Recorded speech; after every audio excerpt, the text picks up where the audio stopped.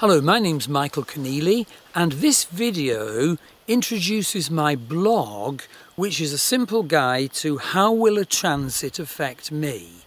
There's a very big transit coming up. We're filming this in January 2019, and the Saturn K2 Pluto conjunction is forming from the 6th of January eclipse. So I thought I would put out a little fact sheet as a blog post.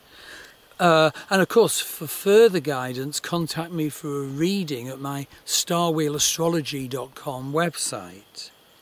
So what do you look for when you're trying to assess a transit? Well, obviously the big thing, first of all, is what is the nature of the transiting planet? And there's the planets of Vedic astrology, and then there's Chiron and the Uranus, Neptune, Pluto, all immensely powerful when we have a transit for them. And in fact, on the internet, I have done a video about the divine nature of each planet and how we experience it through the filters of sign, house and aspect. And also on the internet, I've done a blog about the nature of each planet. And of course, you can study my Vedic or Western Astrology Foundation course to find out about the planets and how they feature in your life.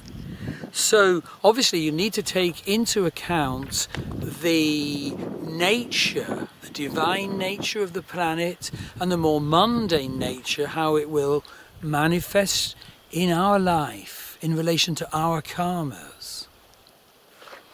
And then we need to look at aspects formed by the transiting planets to our natal planets. And so if it's a conjunction or an opposition, this is major. If you have, for example, Neptune opposite your Venus, you'll feel that,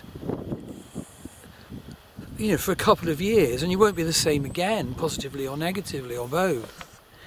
If it's a square, it's remorseless and big. If it's a trine, it's blessed and easy. A sextile, again, is easily and fulfilling.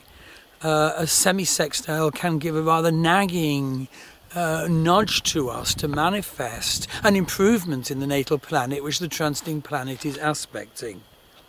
You need to consider how many hits there are, because either there'll be one when the planet goes across your natal planet, or there'll be three when the transiting planet goes forward over your natal planet, retrogrades back over your natal planet, and then goes forward again.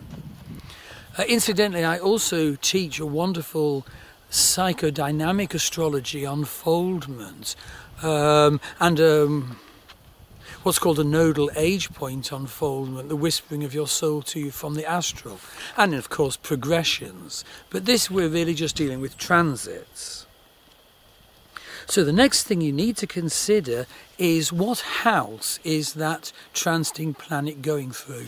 Each house in your Vedic birth chart gives quite precise guidance about the area of life that will be affected, and I summarise that in the attached blog. And then if there are planets in that house that's being transited over, well, you need to look at the nature of that planet, what aspect it receives in your birth chart, and what's it an indicator for, what's it a natural character for. And then also mentioned in the blog is what's called characters, which are very important. But I can't go into them in the detail of this blog. Really important point coming up. Vedic astrology has a magnificent declaration called Ashtaka. So for each of the 12 signs, there is a score which says how well supported are you when such and such a planet transits through that sign. You can't assess transits unless you know your Ashtaka score for the sign and house the planet's transiting through. You also need to study the nakshatras, the wonderful 27-sign lunar zodiac. Which nakshatra is the transiting planet going through? That's ever so important. And you need to know the ruler of the nakshatra, because that ruler will rule two other nakshatras, and they will be affected.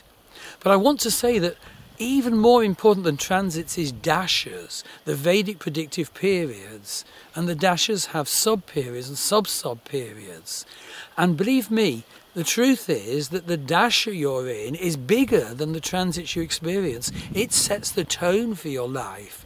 And if you understand the dasha and the houses in your birth chart, which the ruling planet of the period rules, things like that, which house the ruling planet of the period occupies in your chart, you will not believe how sophisticated the prediction can become. And of course I have a prediction course on my Master Vedic Astrology website. So have a look at the very useful blog, which gives you a clear little map. How will a transit affect me?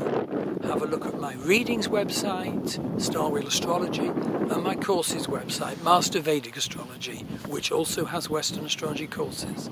I look forward to hearing from you. Thank you.